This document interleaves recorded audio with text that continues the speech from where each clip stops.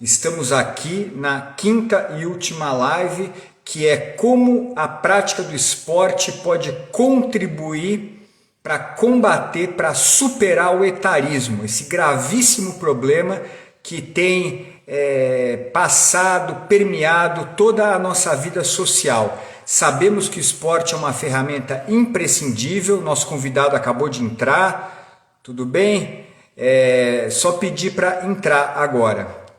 Vai entrar, vamos lá. Está entrando, vamos aguardar.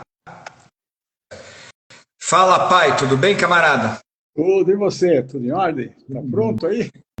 Vou fazer uma breve abertura e depois vou fazer algumas perguntas para você, tá bem? Ok, vamos lá.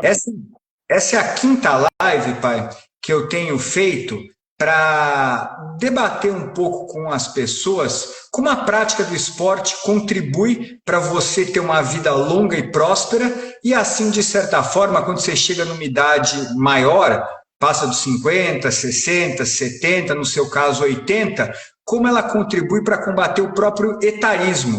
É algo que muito tem se falado, esse combate ao etarismo, mas é algo que a gente pouco vê como que o esporte contribui para combatê-lo. Então, a Angélica, que está mandando um abraço para você, falou que foi sua aluna na Universidade São Judas Tadeu, de Direito. Conta para nós aí, pai, um pouco então, antes da formação esportiva, conta como foi a sua formação no trabalho. Conta o que você estudou e no que você trabalhou. Bem, bom, eu estudei na Faculdade de Direito, né, da Pontifícia Universidade. Pai, você apertou um botão, não está ouvindo seu som. Posso? Agora tá, continua. Eu estudei na Pontifícia Universidade Católica, onde me formei em Direito em 1960.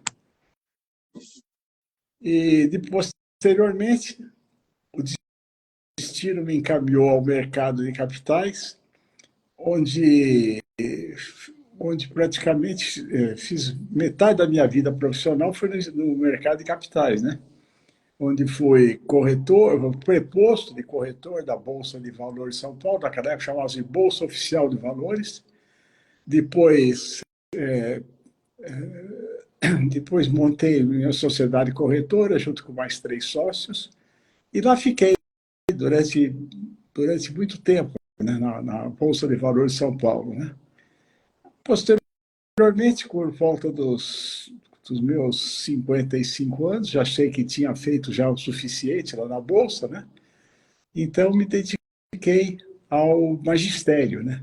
E a disciplina que eu escolhi foi aquela que eu fiz o mestrado e o doutorado, foi Direito Penal.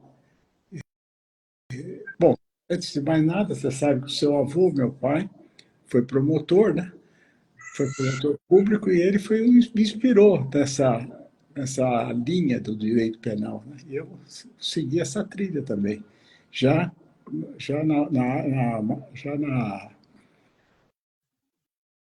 depois nessa rota de mestrado e doutorado.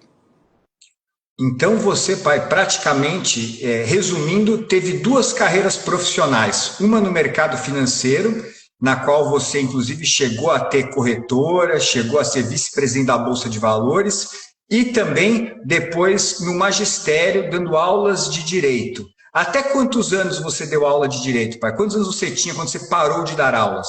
80 anos. 80 anos. Então você teve uma vida profissional de mais de 6 décadas de duração, por assim dizer. É exatamente o que nós chamamos aqui de uma vida longa e próspera. Tenho certeza, tem muitos alunos seus que estão aqui conosco, dando os parabéns, muitos outros que vão assistir essa live quando ela ficar gravada no YouTube. Tem meu professor de corrida aqui, o Vanderlei, também, dando os parabéns para você. Então, essa trajetória muito produtiva em 2 campos diferentes é uma referência para muitas pessoas. com certeza o é para mim também, que sou mais novo, mas também tenho 55 anos de idade e busco seguir motivado com desafios pessoais, esportivos, profissionais, para estar seguindo em frente de uma forma produtiva. Agora, é muito interessante, pai, eu gostaria de saber da sua prática do esporte. Eu quero, porque eu sei, e eu queria que as outras pessoas soubessem, como que o esporte contribuiu para a sua formação, para a pessoa que você se transformou e que buscou persistir com os seus objetivos por tanto tempo. Eu me lembro que você sempre falava que o primeiro contato de impacto com o esporte foi assistindo o jogo de São Paulo, não é mesmo? Foi essa história? Bem, o meu pai, o seu avô, era São Paulino, né? Por quê?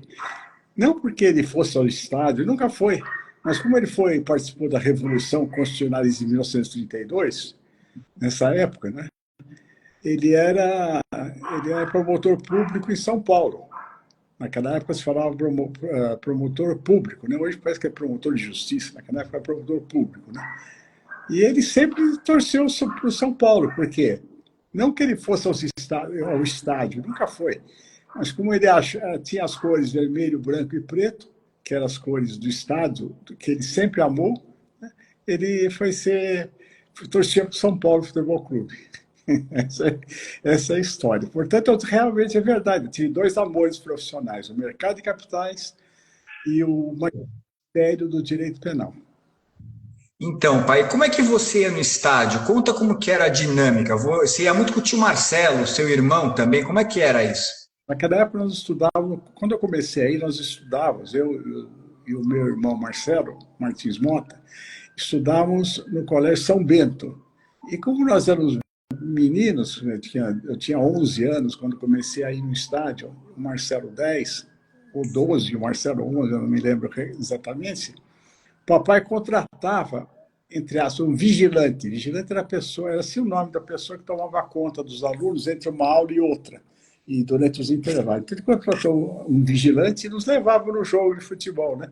E nós íamos ao jogo de futebol. Naquela época tinha o titular, tinha preliminar, que chamava-se, que era feito pelos... Seria hoje o quê? Seria, Dente de leite. né? Dente de leite. Não chamava dente com leite, dente de leite, chamava-se aspirante mesmo. Eram dois tipos profissionais. Um era aspirante e o outro era o professor, vamos dizer, o titular, vamos dizer assim, né? Então, nós íamos ao estádio. O que nós fazíamos? Pegávamos um baita de um pão, cortava no meio, tirava o recheio do pão, colocava tudo lá dentro, presunto e outras coisas, e iam para o estádio do Pacaembu, levado por esses vigilantes, que era o papai contratava para nos levar lá. Fiquei passando no estádio, chegávamos a 1 e saímos assim que acabava o jogo, era pelas 5h30, por aí da tarde, né? E foi assim que nós seguimos. Começou a ter esse contato com o esporte profissional, assistindo jogos, numa época onde o esporte não era tão popular, assim, tão massificado quanto é hoje, mas você também começou você mesmo a praticar esportes. Como é que foi, por exemplo, que você começou a nadar? Bem, nadar sempre foi uma paixão para mim, né? Eu não nadei, eu tentei, quando eu comecei a nadar lá no esporte do tênis Grupo Paulista, eu não tinha condição de competir, porque eu já tinha passado da idade, eu estava com meus 14, 15 anos, e a natação tem que começar muito mais cedo, tem que começar com 11, 12, eu já tinha 14, 15 anos praticamente. Então não dá para competir na natação, né? Mas gostava muito e praticava muito natação, né? Praticava assim, né? Não profissionalmente, não mesmo como amador, mas como um esporte, né? Como uma diversão, praticava natação. E também, naquela época, acho que eu não mencionei, a minha mãe era, a dona Edith, era funcionária pública da Prefeitura Municipal de São Paulo, né? Onde se aposentou como diretora, né? Da prefeitura, né? Mas ela, naquela época, ela era educadora recreacionista, no nome. era com ela lá, nós íamos, já começamos lá na piscina na piscina do, como se diz, daqueles, como é que chama? Parque infantil. Ela é professora do parque infantil. Né? E lá Uhum. foi assim comecei a me interessar pela natação. E sempre gostei de natação. Além Pena que eu de, ainda mais para poder competir, né? Porque para competir você precisa começar a treinar aos 11, 12 anos já. Né? além de nadar, você também jogou futebol, né? Inclusive no time da PUC, você gostava de jogar futebol também? Eu era perna de pau, era do segundo time da Pontifícia Universidade Católica. Ela tinha grandes alunos, grandes futebolistas, né? Posso citar até alguns. Tinha lá o Laerte Nord, que depois se tornou desembargador. Tínhamos como goleiro, agora não me lembro o nome do goleiro, muito bom também. Cláudio, como é que era o goleiro? Agora não me lembro o nome. E tinha lá outra turma, tinha como é que é? Laerte Carramenha também, que era formado pela universidade, jogava no time principal, depois se tornou também desembargador. Enfim, tinha essa motivação também. Era perna de pau, nunca fui titular de nada no futebol, né? Nunca. Nunca. Então você, assim, treinou natação, treinou futebol, sempre gostou muito de praticar esportes. E depois, quando você ficou mais velho, você continuou gostando, né? Inclusive, você fez o curso de mergulho na ACM, não foi? Fiz um curso de mergulho porque eu gostava muito de ir para o litoral norte, né? E fiz o curso de mergulho. Mas como naquela ocasião eu não tinha jeito de poder, porque se praticava isso lá no litoral norte naquela época, né?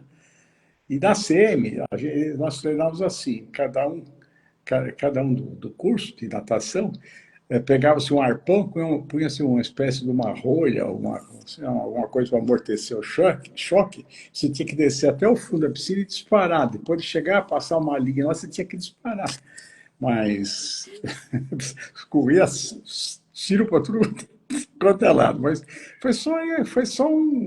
uma brincadeira aqui. Depois nunca tive mais oportunidade de praticar o mergulho mesmo, né? Natação, nesse aspecto. Né? Certo. E aí você se formou, começou a trabalhar, mas sempre praticou esportes, né? Você primeiro, eu acho que antes até de eu nascer, você era sócio do Pinheiros, né?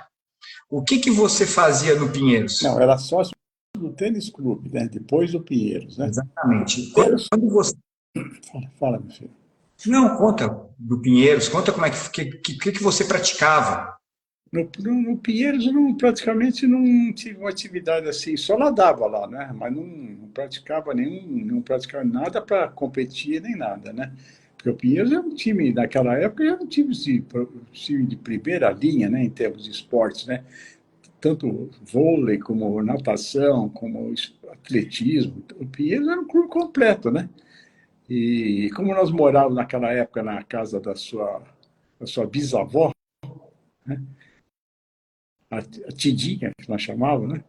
Ela morava na rua Tucumã, que é em frente, que é a rua do Grupo Pinheiros, de lateral, né? A rua Tucumã. Então nós íamos sempre para lá, né? No Clube Pinheiros. E aí chegou no final da década de 60, você acabou se associando ao Harmonia.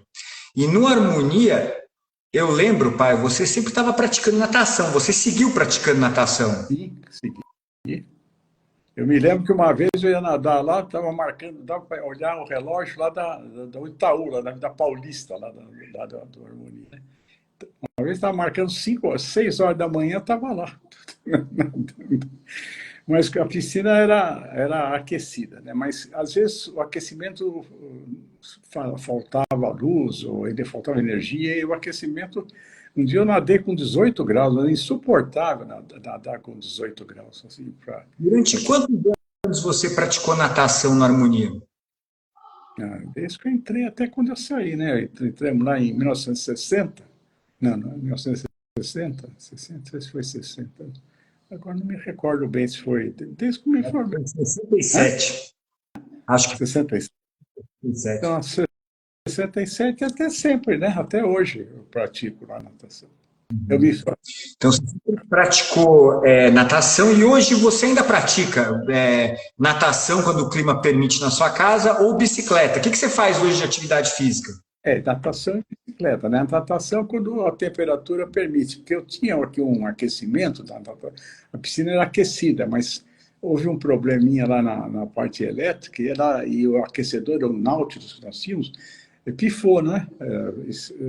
Parou de funcionar. Então, eu nado, quando começa a esquentar, lá por novembro, dezembro, nado aqui em casa, né? Piscina é pequena, mas dá para nadar bem, nado aqui em casa. Ou, se for o caso, quando a piscina não consiga aquecer, porque está por causa do frio, eu vou nadar no Harmonia, né? No Esporte Clube Harmonia Esporte Clube. Né? Não, Sociedade de Tênis.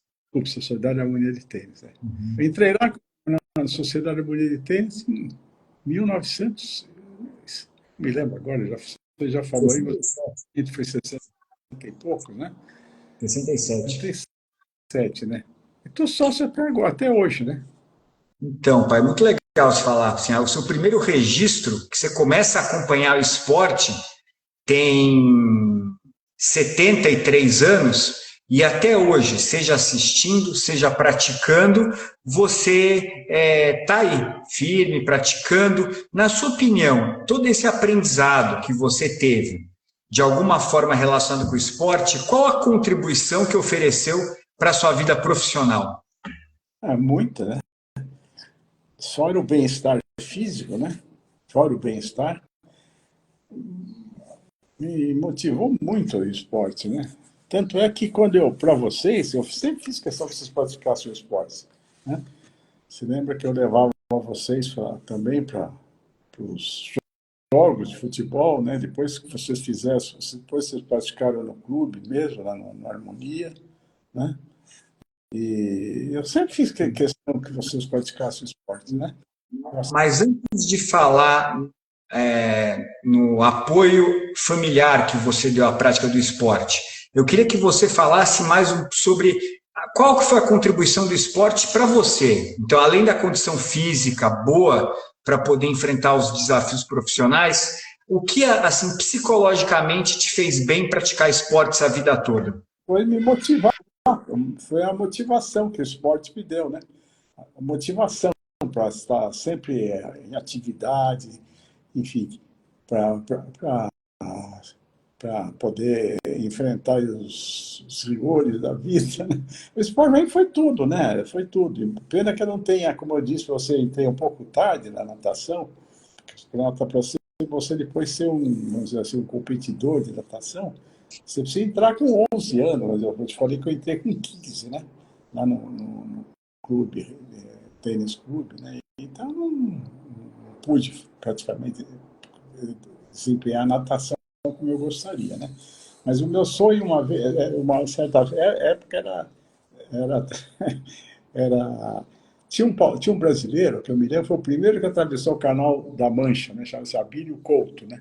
Ele até eu li a história dele, ele contando que ele teve que engordar 10 quilos, né? Porque a temperatura do mar lá na rua, lá no Atlântico, né? Naquele local, no Canal da Mancha, que vai da França até a Inglaterra e vice-versa, né? A temperatura da água era 16 graus, né? Então ele teve que engordar 10 quilos para suportar a temperatura da água, né? Mas sempre me atraiu essa história do Abílio Couto, né? O primeiro brasileiro que atravessou o Canal da Mancha, né? Então você diria assim que você teve uma condição física muito boa por sempre ter praticado esporte e que o esporte também sempre aumentou, construiu a sua motivação para você enfrentar os desafios que a vida ofereceu para você. Teve duas grandes contribuições, então, muito importantes na prática do esporte. E você também, como você estava falando anteriormente, sempre buscou motivar os filhos a praticarem esporte também. Primeiro no clube, eu lembro bem, né, que você sempre deu liberdade para nós escolhermos as modalidades, mas nós começamos na natação, depois fomos para o polo aquático, em paralelo fizemos o judô. Fala um pouco desse movimento de apoiar a prática de esportes no clube, num primeiro momento. Eu queria que você fizesse o caminho completo, que eu não pude fazer, como falei para você, entrei tarde, né, na natação, com 15 anos, né? Queria que você se motivasse, ou na natação, ou no tênis, ou enfim. Da tênis praticamente não, porque eu não jogava tênis, né? Só assistia lá o jogo, eu não jogava tênis. Mas principalmente na natação e no judô, né?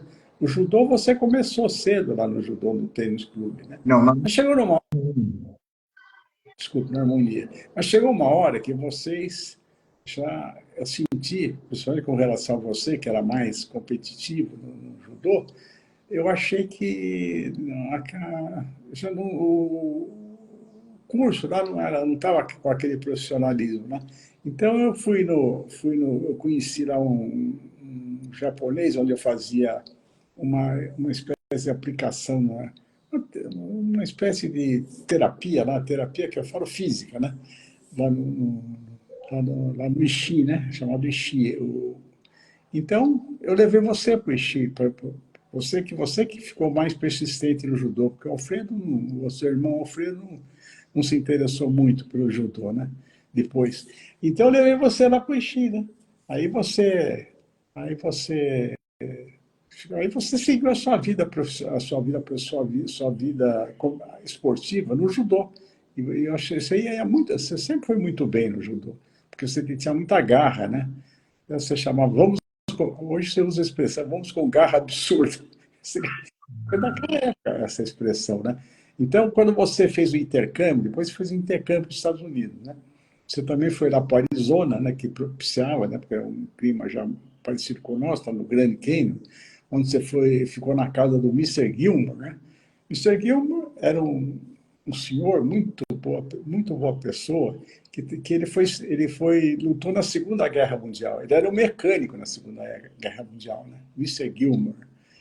Então, você foi lá no Grand Canyon e você continuou depois. Me lembro que quando você esteve lá no Arizona, você praticava esporte lá de manhãzinha, né? Bem na manhã.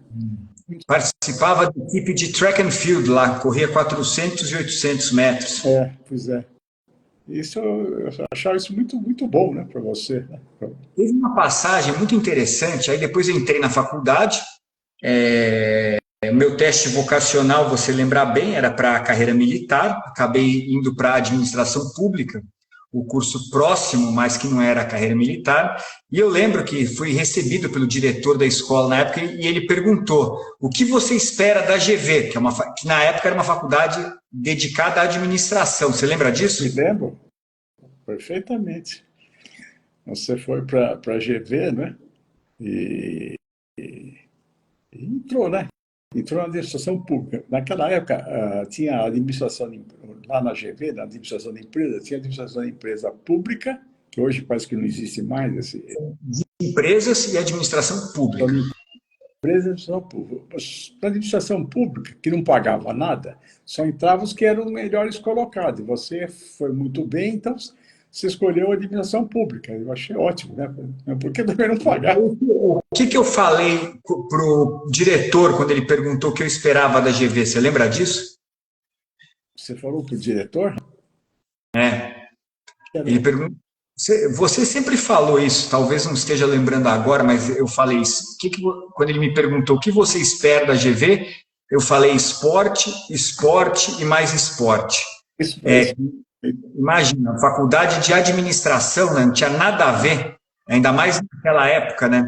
Mas é muito importante isso, pai, porque de certa forma você observa, tanto comigo quanto com o Alfredo, a importância da família para a construção do hábito de praticar esportes, porque, de certa forma, ter sido sócio de um clube, ter ouvido as suas histórias, além de tudo, você também sempre nos acompanhou, não apenas nas competições de judô, nas competições de polo aquático, mas também para assistir os jogos do São Paulo, no Morumbi, no Pacaembu. Então, assim, você construiu... Pacaembu, porque naquela época não existia Morumbi. Quando você só existia o Pacaembu, mas quando você levava o Alfredo e eu, tinha o Pacaembu e tinha o Morumbi.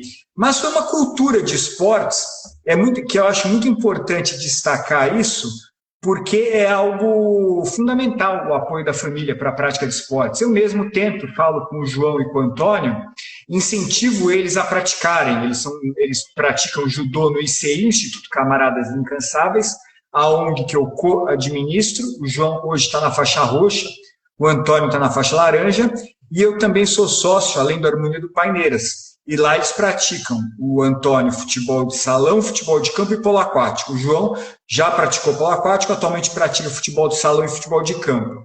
Então eu tento também dar uma formação esportiva boa, completa para eles, para que eles possam ter esse aprendizado no esporte, que no seu caso, como você falou, teve muita motivação envolvida e uma boa condição física também. Eu quero que eles tenham este aprendizado também para poder contribuir para a vida deles. Mas muito legal isso, então, pai. Acho que é um registro. Você, com 87 anos, tem essa história de vida pessoal, essa história de vida familiar, que está, inclusive, até hoje, né, para aqueles que vão ao ICI e assistirem essa live. Meu pai assiste toda segunda e quarta os meus filhos, os netos dele treinando judô.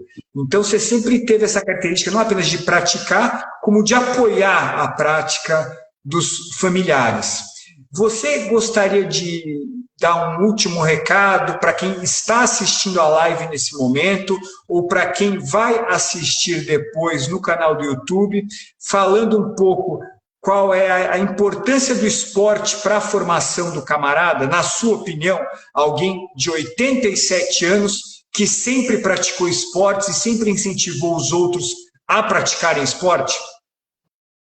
Sim, acho que a prática do esporte é fundamental para o crescimento, inclusive crescimento emocional também, além do físico, o emocional também, porque no caso específico do judô, porque o judô, vem a expressão judô significa de gentle way, né? O meio gentil de se praticar o esporte, né? O judô, né? A expressão judô significa de gentle way, né? Um caminho gentil, vamos dizer assim, traduzido, mal traduzido a expressão, né? Eu achava que foi importantíssimo isso aí. Eu recomendo para todos que tiverem condições, que levem os filhos, né, para praticar esporte, porque vai ser Pai, parou o som. E agora? Agora voltou. Continua. Então, eu acho que isso é fundamental para a pessoa, para o jovem, né? Praticar um esporte. E depois para os adultos também, né? Isso, aliás, é a antiga expressão, né? Mens sana in corpore sano, né? Expressão latina que traduz muito bem a importância do esporte para a vida, tanto acadêmica, tanto escolar, quanto a profissional também. Que é o que você sempre fez, né? Após tantas décadas, sempre envolvido praticando esportes.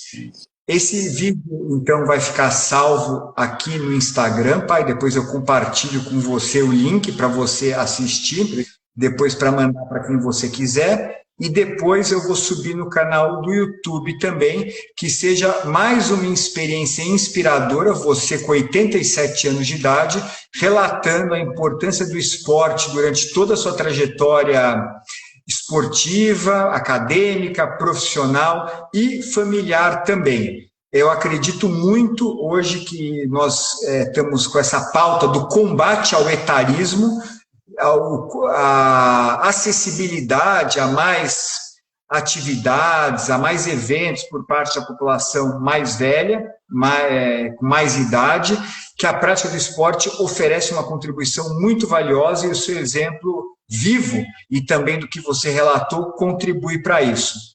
Um abraço e vamos com garra absurda. Obrigado, meu filho. Garra absurda. Desafio.